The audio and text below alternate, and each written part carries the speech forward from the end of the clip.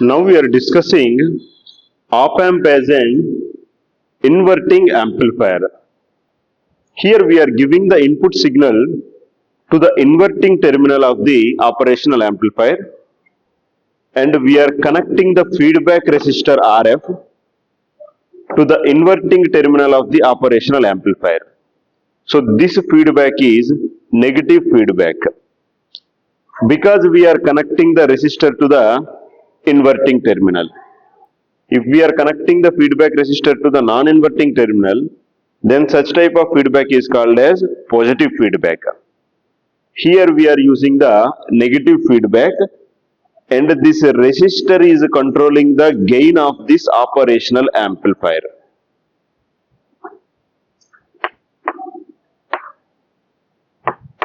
Assume a current I is flowing through this input resistor, and we already know that because of high input impedance, this current will not go through the terminal A and terminal B. This impedance is very much high, so this current will not go through this path.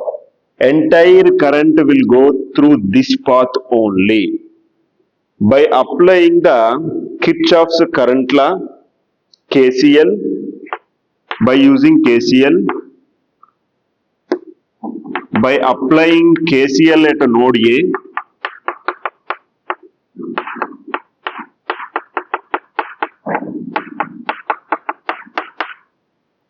here the current, we are taking the voltage at this node A is VA.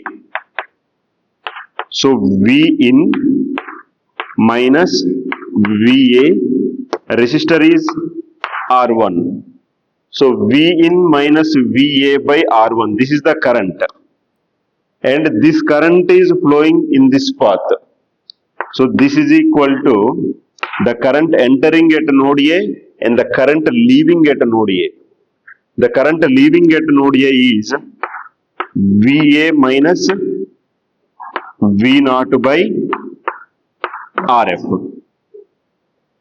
By using the concept of the virtual ground, because the terminal B, non-inverting terminal, is already grounded, as VB is equal to 0, by using the concept of the virtual ground, VA is also 0. As VB is 0, VA is also 0. By substituting VA is equal to 0, this equation will become V in minus 0 by R1 is equal to 0 minus V0 by RF. So V0 minus V0 by RF is equal to V in by R1. From this we can write V0 is equal to minus RF by R1 into V in. So the gain, this is the gain of the operational amplifier.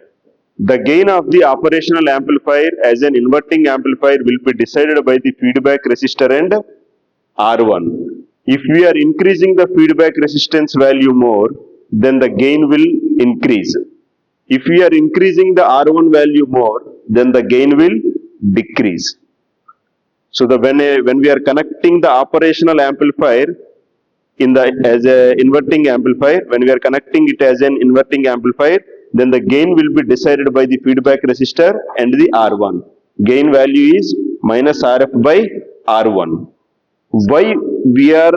What is this negative sign is indicating? This negative sign is indicating, if example we are giving this as an input, we are getting the amplified signal but in the 180 degrees phase shift.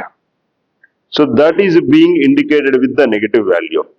When we connect the operational amplifier in inverting mode configuration as an inverting amplifier, definitely the output will be out of phase with the input. 180 degrees phase shift will be observed.